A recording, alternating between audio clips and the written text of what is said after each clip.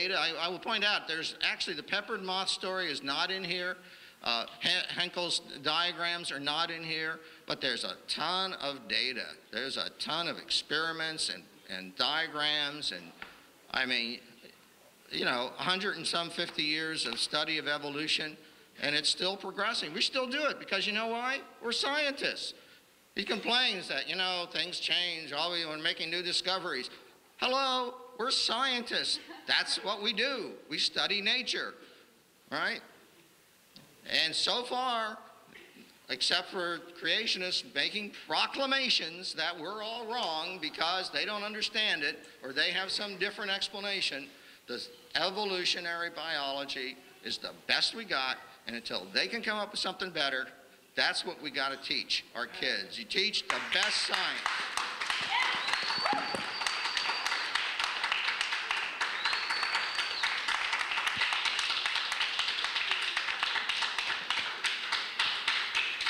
Okay, now we're going to move on to a closing statement from each of the speakers. This is a 5-minute closing statement if you just want to close with what you have to say there. And then after that, we'll do the questions. We'll take a little break after the conclusions so we can get the questions in order here. So you have to go to the bathroom or whatnot. You can do that quickly. And then after about 5 minutes, after they conclude, we'll start with the questions. Quite a few things are obviously left hanging like it is in every debate I've ever done, but this isn't time to cover everything. It's probably better to do point by point instead of minute by minute. But he mentioned about isotopes as evidence for evolution. He's mentioned that several times tonight, actually. I'm assuming he's referring to carbon dating or potassium argon or uranium to strontium, uranium to lead, or lead-208 to lead-206, or uranium-235. There's quite a few. But here's an example of how things actually work in the real world, okay?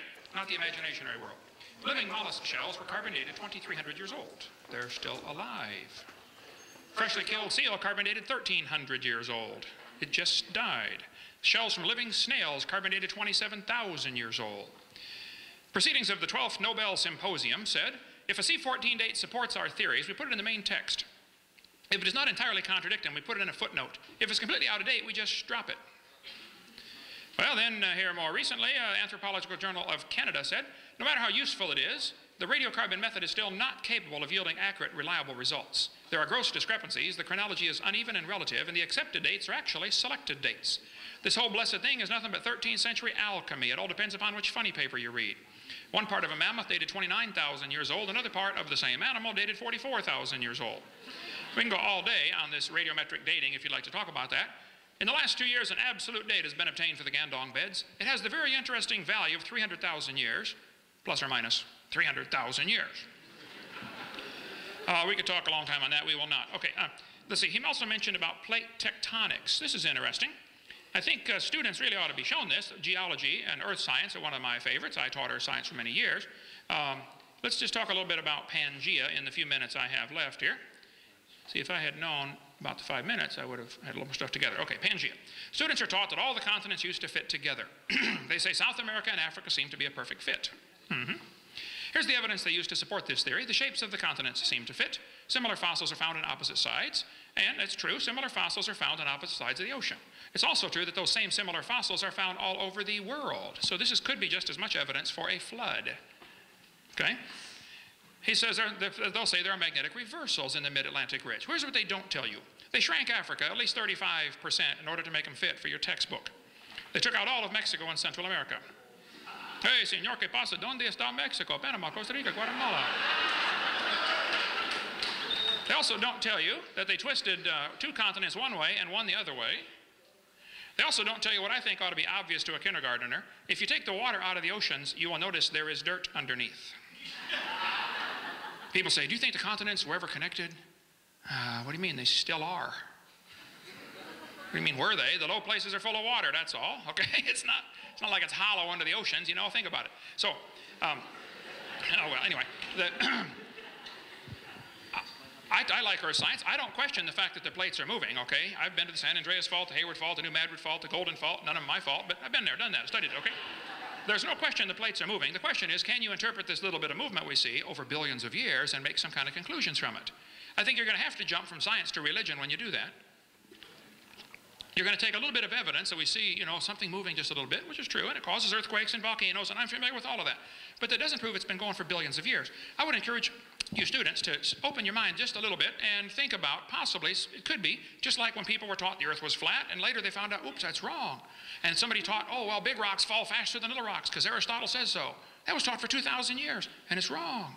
And some of you are being taught in this university that you evolved from a rock 4.6 billion years ago. Well, it's wrong. You were designed by an all-wise, super-intelligent creator who loves you and would like to forgive your sin and take you to heaven, but if you want to go to hell, that's your business, okay?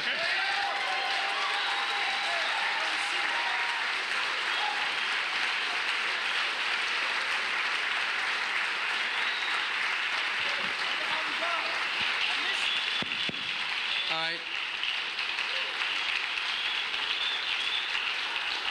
We'll now move on and give Dr. Weisenberg 5 minutes to conclude. Okay.